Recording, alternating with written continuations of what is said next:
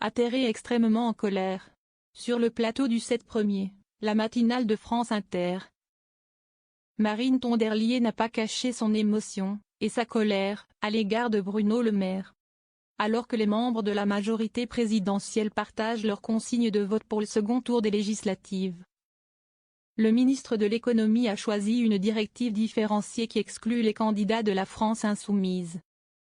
C'est une défaite pour notre majorité, pour notre camp. J'appelle tous nos électeurs lorsque nos candidats ne sont pas au second tour à voter pour un candidat du camp social-démocrate, c'est-à-dire un représentant du Parti socialiste, du Parti communiste ou des Verts, a affirmé Bruno Le Maire lundi matin.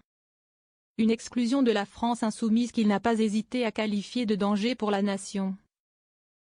Avant de décrire le Rassemblement national comme un danger pour la République. Un comportement de lâche et de privilégié. De quoi mettre en colère Marine Tonderlier, qui a été invitée à réagir à ces propos quelques minutes plus tard à la même antenne. Comme vous pouvez le voir dans la vidéo ci-dessous. C'est un comportement de lâche et de privilégié, a lâché la secrétaire nationale des Verts sur la radio de service public, très émue. C'est hors sol, c'est lunaire, et ce n'est pas à la hauteur de l'histoire, a-t-elle décrit. Est-ce que le RN a la possibilité d'être en majorité absolue à l'Assemblée nationale? La réponse est oui. Est-ce que LFI a la capacité d'avoir une majorité absolue à l'Assemblée nationale? La réponse est non. Est-ce qu'ils ont la capacité d'avoir un Premier ministre? La réponse est non. Donc ils se trompent de problème, a-t-elle argumenté, avant de rappeler ce que le parti présidentiel devait aux électeurs de gauche ayant fait barrage à l'extrême droite en 2017 et en 2022.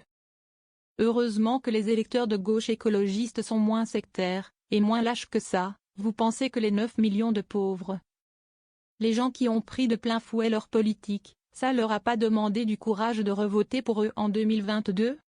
Et de conclure par une prédiction funeste pour le camp présidentiel, ils ont choisi le déshonneur, aujourd'hui, ils auront le déshonneur et la défaite.